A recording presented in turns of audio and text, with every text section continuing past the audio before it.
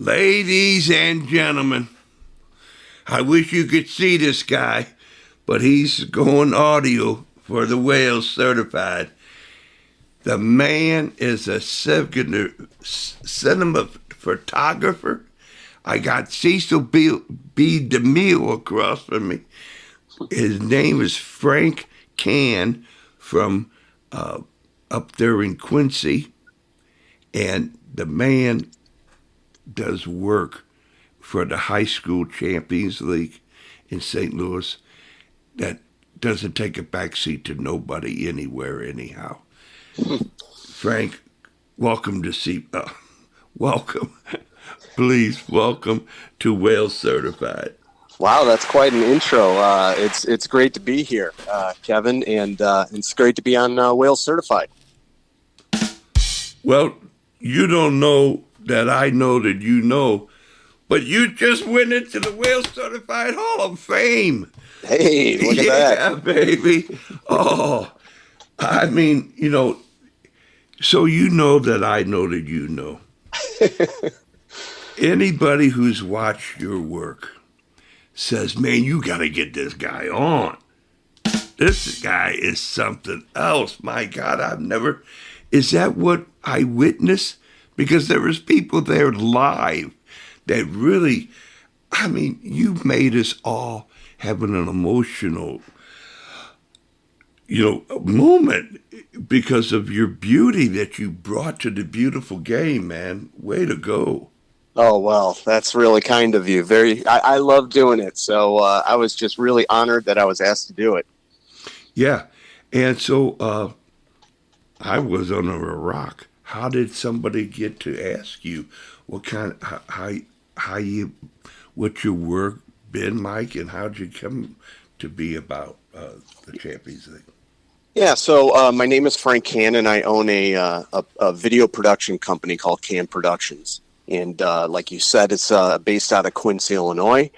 And so my normal job is I help organizations tell their story through the power of video. So it's a lot of travel. I work in about 25 states a year. And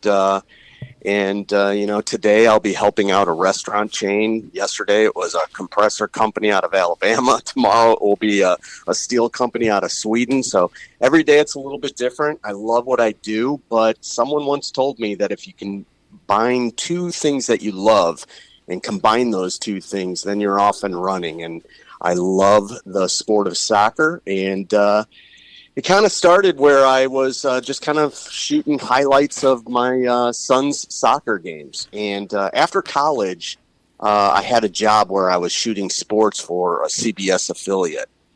And so I kind of, knew about shooting highlights of sports.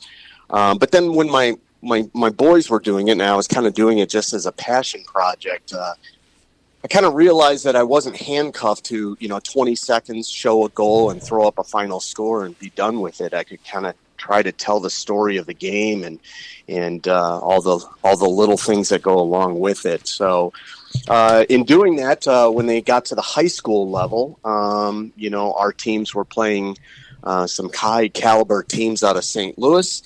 And, coaches like the great Dave Ehrenberg out of Ladue reached out to me, and he was saying, hey, I don't know what you're doing, but whatever you're doing, keep it up. It's really cool. And we just stayed in touch. And, he's a coach through and through. So he's always, pumping people's tires up, as I like to say. So he's always such a positive person and kept in contact. And then when Champions League came around, he reached out to me. And really, to be honest, we just kind of did it a couple weeks ago with the girls, and man, it lived up to all the hype. That was one heck of a tournament. It was fantastic.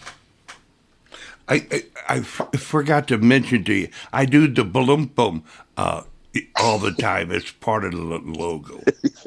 You bet. So that, man, so you didn't know what you had. You walked in and you looked around, you got your feel, you start getting goosebumps, and you turn on the machine, and baba boom, baba bang, huh?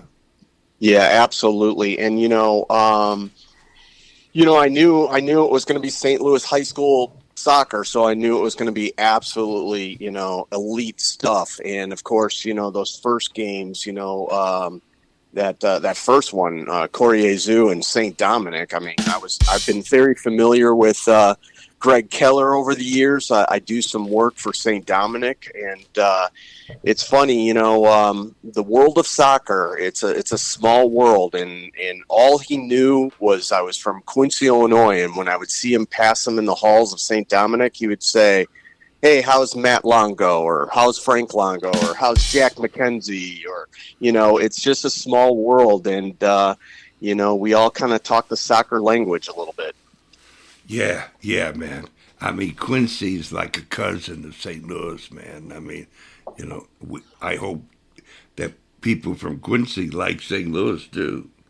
Well, absolutely. We kid ourselves, but we kind of try to think of ourselves as a small St. Louis in terms of our soccer history. What brought me, I grew up in the Chicago area, and what brought me to Quincy was Quincy University, but back then it was Quincy College. And of course, what a history, 11 national championships. And that's where I fell in love with the game of soccer. Wow. It was amazing. And during my small window there at the university, at the college, was when they were Division One. So it was really something special to be in a small town. You knew everyone, the soccer players. The school back then was definitely a soccer school, and to have the likes of Air Force Academy roll into town, or Northwestern, or some of these big universities come into play. Small, tiny Quincy University or Quincy College. It was really special. But man, that was something. And the crazy thing is, my son plays there today, so it's Wow. kind of come full circle. Well, there's no pigeons flying up with the hawks of Quincy, that's for sure, That's man. right. So you got this situation going. Now, any how can somebody view your work right now when they get off this podcast and search you? Yeah, that's one of the things that I think, we with Dave Ehrenberg and asking me to cover the St. Louis Champions League, we kind of just started by starting. So we really are trying to find our feet in terms of like, what platform should we put this on? And I think he put it on Instagram. I think there's a couple of links out there. On a Yeah, YouTube page, but you're right. It's something that needs to be shared, because really it's not about me. It's really about this Champions League, and I cannot say enough about what that has done for St. Louis high school soccer. It's I had mentioned that my son plays at Quincy University, and of course, before you can play college soccer, you got to get up to speed. You got to get recognized. You got to do all those things that take place with recruiting. So, we were playing club soccer in St. Louis and driving back and forth 3 to 5 times a week. It was a real commitment. But in doing so, I really felt like I was lost in the world of recruiting. And then I came across podcasts, and the Soccer Dad Pod was a huge one for me. And then, of course, come across Wales Certified, and, all these great podcasts, all these great resources that were out there. And, back then, 3 years ago, boy, I hate to say this, but everybody was dogging on high school soccer, and how if you're a real soccer person, you don't play high school. And here we are 3 years later, and I feel like it absolutely flipped. I think that everyone realized that, the excitement, the learning how to win, playing for your community, it just means so much. And I think St. Louis Champions League had a lot to do with that. Frank, Cann, the doors are open. The Wales Certified Hall of Affinity opens and welcomes you with open arms. Way to go, Frank. Oh, wow. Thank you. Yeah, baby. Oh, Yeah. you're But one of us, baby. yeah, yeah. And those games, I mean, that first game, it was the semifinal, Pool A and B, that was Corriere and St. Dominic. To be honest, St. Dominic, they came out. They came out ready to play. I think Peyton Souter rips the crossbar. He could have scored right there, and and then of course Maddie takes over, scores 2 goals, and boy, Maddie DiMaria. I mean, I know people are probably just sick of hearing about her, but boy, it is an absolute beautiful thing to watch, Well, and she's just got this. One thing to look at is when she accepts a ball in the attacking third, she's got this explosive first move that just leaves the defender in the dust. And she does it with such grace and such power, and it's really something to see. And in that first game, like I said, after Maddie scores those 2 goals, St. Dominic scored on a great through ball from Emmy Schulte to Mackenzie Kratzer, who then megs the keeper. So now we got a game. Now it's 2-1, and then Corriere had a late first half, kind of a loose ball in front, mop up the mess is what I always call those goals. And now, it's 3-1 at half, and then but boy, I'll tell you what, Dominic, they didn't back down.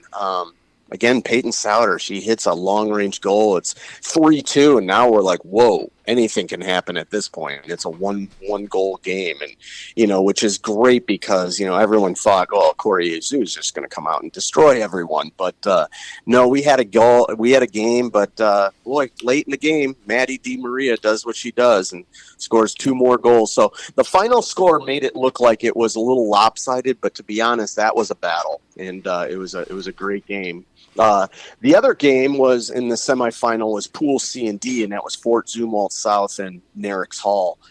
And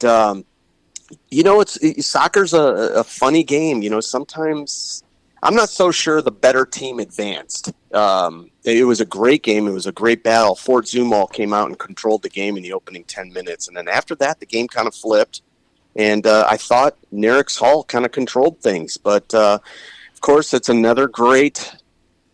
Champions League semifinal. It goes to extra time and 2 overtimes and PKs. And Jenna Merhoff for Fort Zumwalt South had the game winner, and that brought us to our title game. And the other thing, we were so lucky with the weather. Wow, yeah, it's just man. beautiful for the semifinals and the championship game. And man, Maryville's a great venue too to have that championship game. I don't know what the board there at Champions League, what their thoughts are moving forward. But man, that's a great setup that they have there. Yeah, we're hoping to make it to place. Yeah, and and then that title game, boy, physical. Both teams had a back line that were tenacious, and. Maddie DiMaria, once again, she takes on everyone and then finds Roz Doherty, to get that first goal. And then Riley Smith makes it 2-0 at halftime. And, it was actually an own goal. It was, if you look at the highlights really closely, it barely deflects off of a defender. But, and then Finley, when you have freshmen scoring, it's just in that environment and that level of excitement, and it was just great. And then late in the game, Fort Zumwalt South had that PK. Brielle Gilbert, I believe her name is, and then that final was 3-1. But what a beautiful night! And I thought the refereeing was really great throughout the tournament. Teams were respectful. They cheered each other on. The awards presentation afterwards, the pageantry. It was just a great tournament, and I just think it's really important. I think when it comes to St. Louis, we have got to honor our high school, prep soccer, because it's the history of the game in North America. That's for sure. It's right there in St. Louis. Wow. So you know that I know that you know, and then everybody's going to be told. That was magnificent what you did. Now I understand the power. Did you mention the power of photography, the power of cinema? Yeah. Is that you have such a command of the English language, so descriptive. I mean, what you talked about is what you showed on the video. Yeah. Well, I appreciate that. It's all about, my idea is just to get out of the way and tell the story. And so, a lot of people are like, why are you putting that clip in the highlights? Nothing ever happened with that play. But what they don't realize is what we're showing is how intense these girls are battling, and, how they're giving it their all. And it was just really something, Yeah, and then, I love the story leading up to the game. It's like, yeah, Fort Zumwalt, my gosh, they were coming off two games where they had to go to overtime. And so here they are, they have to play a giant in Corrier Zoo. And, they're trying to find their legs because they just came off of two games where they went to extra time. So it's just, there's lots of stories behind stories. And right.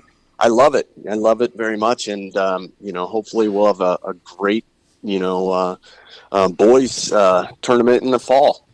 Yeah, the Cinderella story is really not a play. It really doesn't play because it's a champion. You got to Yeah. be able to be a champion in order to say you are a champion. And all those teams in the Final Four, they were champions. Yeah. And yeah, and it's called the Champions League, man. That's right. Yeah. And the virtuoso. Now, I want you to know Maddie D. Maria just took the name Maddie for the United States, and it's going international. I mean, Oh, yeah. she's going one word, Maddie. Yeah.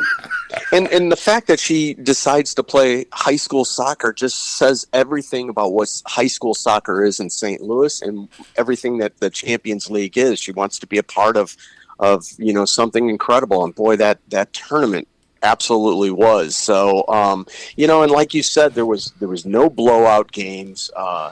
The games were so competitive. There was so much respect. There was just it was and that's the thing about high school soccer. You have got to figure out how to win.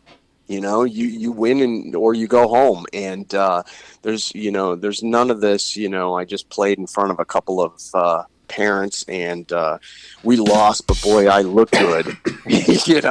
And I never understood that, but yeah. So, I think the game is big enough that there's a place for everything, but let's not leave high school soccer out of the picture because it's back and back in a big way. Yeah, and Di Maria is one of the stars of the U17 United Yep. States women's national team, Yep. and her teammates, hey, they're not taking a back seat. They're part of, there's no I in team, and Yep.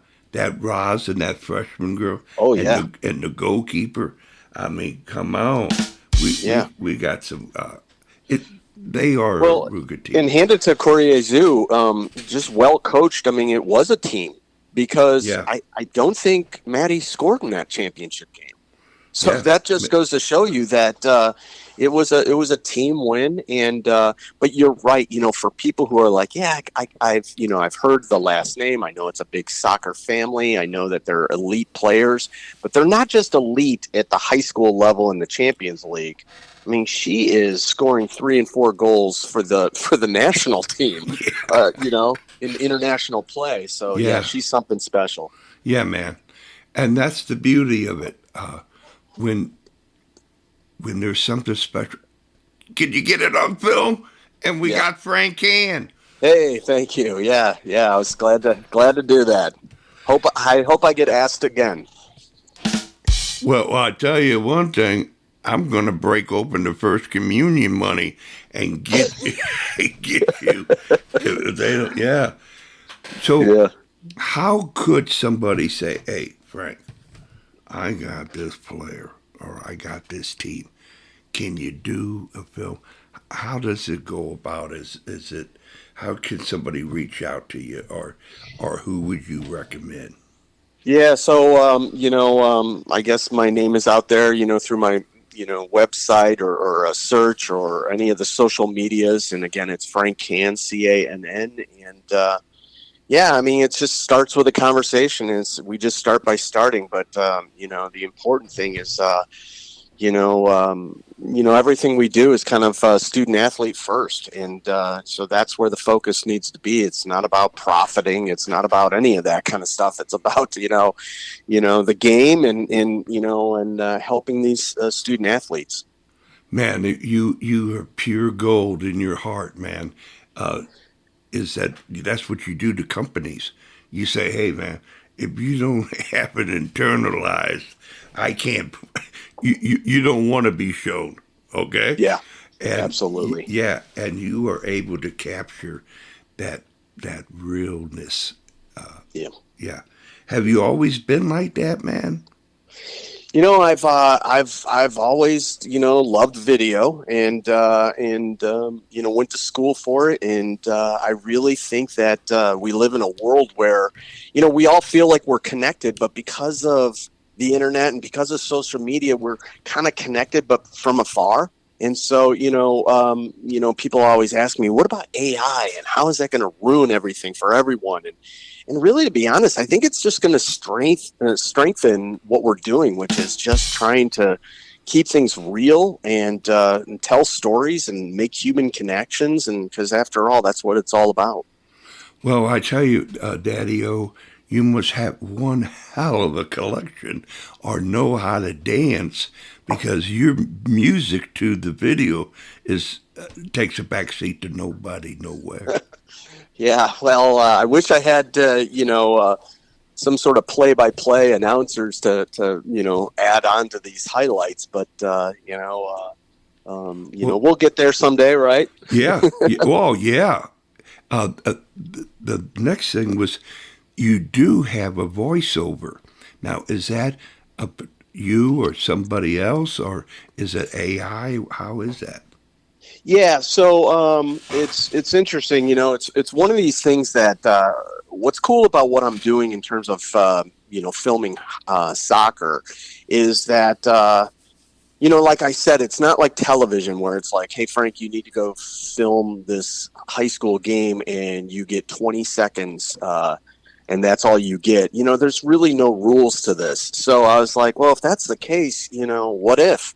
What if we tell the story with a little intro?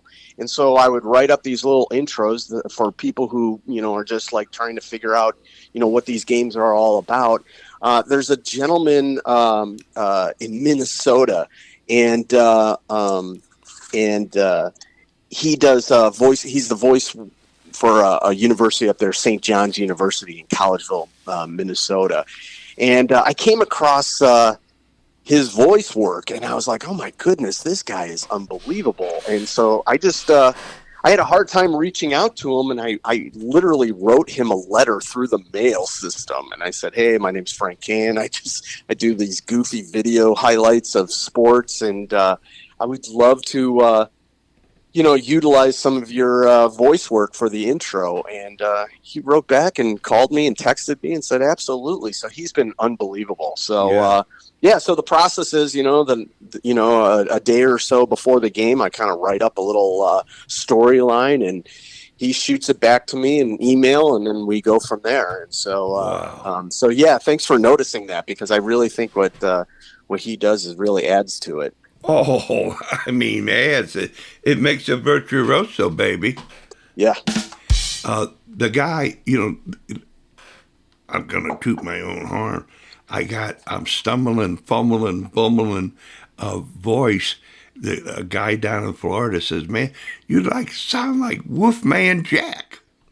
Yeah, yeah, that's right. That's right. And And and yeah, and, and so yeah, you could definitely do that. my my fans reach out and say, "My God, man, take care of your voice, will you?" It's kind of like it's sickly, and I went, "Oh Jesus!"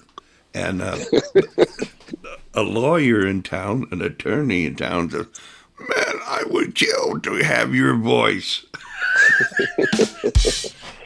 So you captured the essence. You got to have voice, man. Got to Yeah. have audio visual. Yeah. Yeah. It's, that's the power of video. When I was in college a long time ago, they basically said, well, there's only three ways to market yourselves. There's newsprint, which is visual. There's radio, which is audio. But then there's this thing called video that combines both. And back then it was like, but the problem with video is you need a boatload of money to produce it, and then you need another boatload of money to get it out to the masses. Well, today we live in a day where it's very inexpensive to pull this off, and it's not like we have to pay the gatekeepers to show it on their television stations. We can just put it on the internet and let the world see everything that's so great about Champions League right there in St. Louis, Missouri. Do you have 5 or 10 more minutes with me, Frank? Yeah. Great, thank you. Now, I really want to thank you because I'm starting to since you got a whole day filled out. People here, people there, and thinking about your own, because you must have quite a collection to be like going to your studio or office at Quincy. A person would look like a museum, man. They would go around seeing this or seeing that. And anybody, and almost everybody would say, Frank, show your work at my place, will you? Is there anything like that? Yeah. I mean, doing video work. I mean, the great thing about it is like, I just get to learn. One day I'm like I said, one day I'm in a steel factory. The next day I'm shooting high school sports or college sports, and so it takes me all over the place. And traveling is never fun with all this equipment. When I'm getting on planes and doing all that kind of stuff. But once I'm there, it's worth it. And it's I've just met some incredible people along the way. Yeah, and talking about that equipment, what equipment do you use for the novices out here? Yeah, so soccer's kind of difficult because you're trying to cover it with one game, and I always kind of want to make sure that a lot of schools are doing kind of just like a wide shot up on the press box, and it's really hard, especially when the majority of people probably are going to watch these things on their phones. It's really hard to watch soccer on a wide shot. It's just like little dots out there or whatever. So yeah, I in a perfect world, I love to be in the attacking third of the better team, and maybe 10 or 15 feet up off the ground. That's not always the case.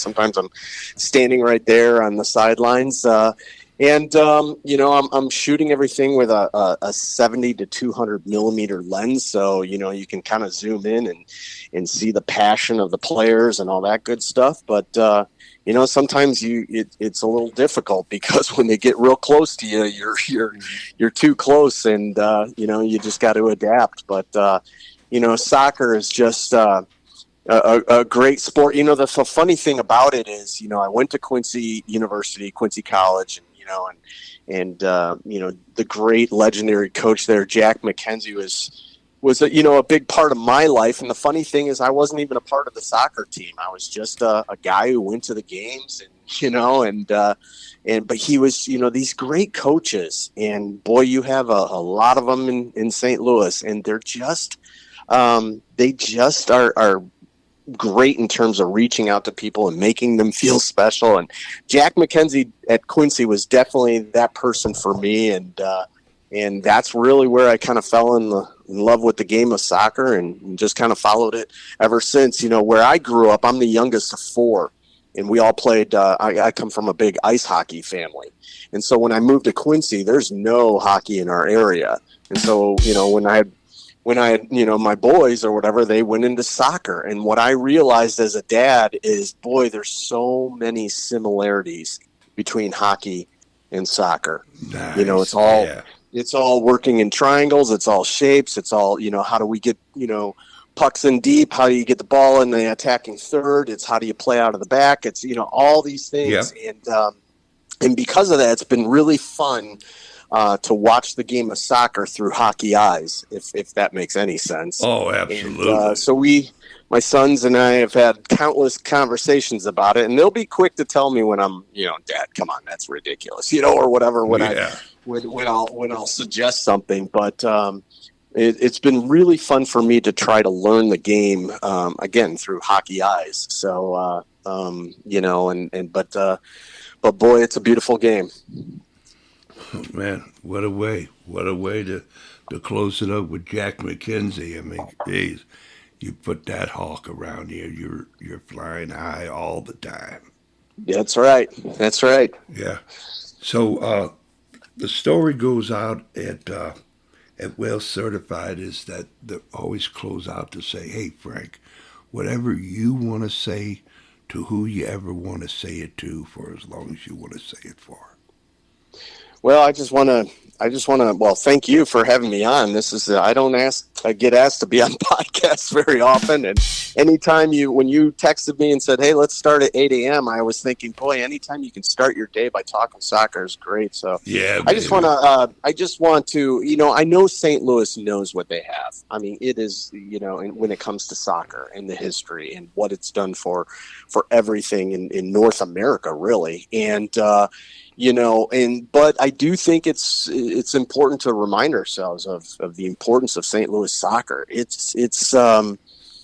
It's really something, and the reason why I say that is, unfortunately, I talk about Quincy and Quincy University and in soccer and the 11 national championships here and everything else. But to be honest, if I'm being truthful with myself, that was a long time ago. And sometimes I wonder if the students today even know what that was like back then. And because of that, there's this thing in the back of my head where I'm like, we have always got to remind ourselves of our history of our game and what our locations have meant to the game. And St. Louis is that way, that's for sure.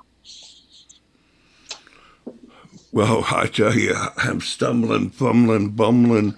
You talk too much. You left me speechless, man, because that's it. That is really it. That's like the essence of Wales Certified is to bring it out and to keep it going. Yeah, absolutely. So thank you for everything you're doing. Oh, all right. Well, you're welcome, you big lug. And so you tell you and your family you're in the Wales Certified Hall of Affinity. Hey, I finally made a Hall of Fame, you bet. And so I can't wait to talk to you again. Yep. So here we go. Uh, Yep. you're Wales certified, and almost anybody can be Wales certified if they try. That's right. All right. Thanks. Hey, Thanks. thank you very much, Kevin. All right. Bye bye, Frank. Bye Bye bye. bye.